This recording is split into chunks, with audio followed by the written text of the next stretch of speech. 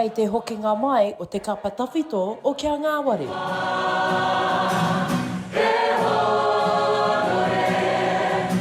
Me te Ngāwari hoki o tā rātou tū i te rangi nei.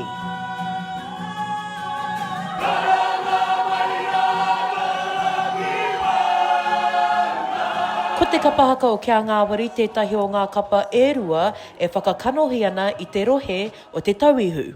Actually really good compared to any other time that we've actually got prepared before. I must say stress less is what the goal is this morning, but we're getting there. Really excited actually. The nerves haven't kicked in yet. I'm pretty toe, so yeah, I'm ready to do it.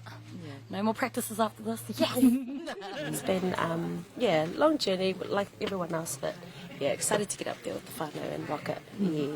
He ohonga moata tēnei mā te kapa, ā ko te mahi o te kai rakuraku, he whakatika i ngā aho o ana rakuraku. I have a little bit of a process that I go through. It's quite noisy. Oh yeah? But it's to get the strings all nice and ready.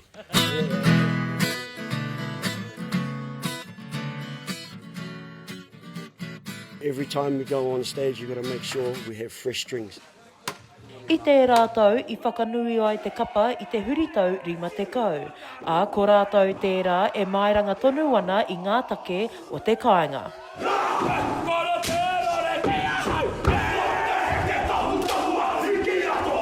Our haka speaks to our korotirori, who fought for the Nelson 10th and who are still fighting for the Nelson 10th to this day.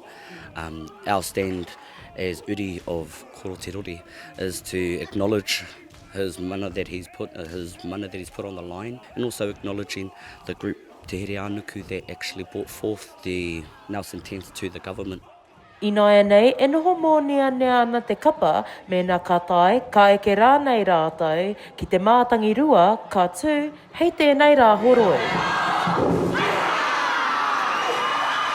Shakayla Andrews-Alapaki, Tahu News.